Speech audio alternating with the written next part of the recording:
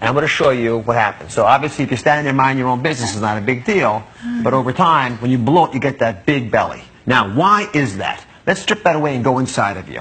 Now, you see the intestines? There's the food you had going through your intestinal tract. And as it does that, if it doesn't agree with you, it starts to get irritated and gets red and angry and spasms down, and then it'll collect gas. And it does that, it'll open it up again. And as the food comes down,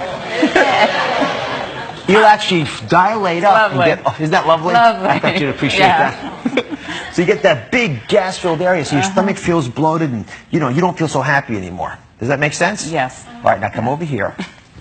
Now, let's talk about some solutions. You still with us? I'm with you. All right. So, Marcy, which of these, look at the screen behind me, can cause bloating? Broccoli, milk, black beans, cigarettes, or gum? Just point to it up there. Broccoli and beans and gum. Just say all of them. All of them. You'd be right. Oh, okay. That's right. Now, here's why. Let me go over why real quick. So when you have chewing gum or cigarettes or something in your mouth, you actually tend to swallow air. The broccoli actually will stimulate gas formation because the bacteria love it because it's got lots of fiber and other goodies in it. And milk, if you've got an enzyme problem, lactose deficiency, very common in minorities, will often give you gas because the bugs love that because you're not breaking it down. And finally, beans. And guess what? I've got some great solutions for them. They are? Yes, and they are lactose-free milk. Or you can use alternatives to milk that don't have lactic acid in them, so you don't digest it. Because what ends up happening is, as these products, these sugars, get into the intestinal tract, the bacteria eat them up, and as they chew them up, they release them into the bowel wall. So you actually get the bloating that you saw there. So they have lactose-free milk, or you can take little pills that actually give you the enzyme that you're often lacking. And so if you take those pills, then the bacteria can't eat up the lactic acid or whatever else you've eaten that your bacteria like to eat. And as the bacteria digest the food you've eaten, when they go to the bathroom, they release air.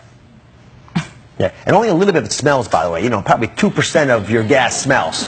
Have you passed gas today yet, by the way? No, but I'm about to. Great. All right, everybody, how many of you passed gas? Put your hands up. This is what I like, honesty. Honesty on the program.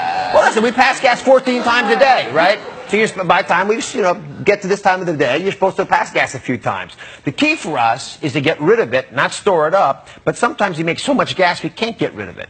And a good example, by the way, are these babies. Now, I love beans, but I have a real problem with gas with beans. So there are two things you can do. You can soak them, which works really, really well, or they have pills. I take Beano. But these pills actually provide the enzymes that break down the beans so your bacteria can't go crazy at them. And you don't get that big gassy pain. And finally, I'm going to do a little demonstration for you. So what do you think that is? Some sort of gas. Some sort of foam. Right, it's a foam, right? It's a foam. Pretend that's the foam inside your stomach. Take class. this. This is simethicone. This is available over the counter. Simethicone, when dropped in there, go ahead and put that in there. Spread it around. But don't put it all in the same place. Marcy, you messed up the experiment. Can we do it again? No, it's working just fine. I'm kidding you.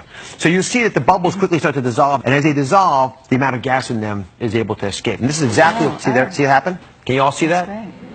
Great. See, all the gas is gone now on the inside. And that's really cool because that's exactly what it does inside of you as well. And this is the kind of stuff that I think is hugely effective. Simple, over-the-counter, not dangerous. You can do it every day. Does it make sense? Yeah, it does. Thank you for being the assistant of the day, Marcy. Thank you. Thanks, Marcy. We'll be right back. Coming up, 4 members of our audience get to choose how they're going to improve their health. One of these boxes has a really cool prize.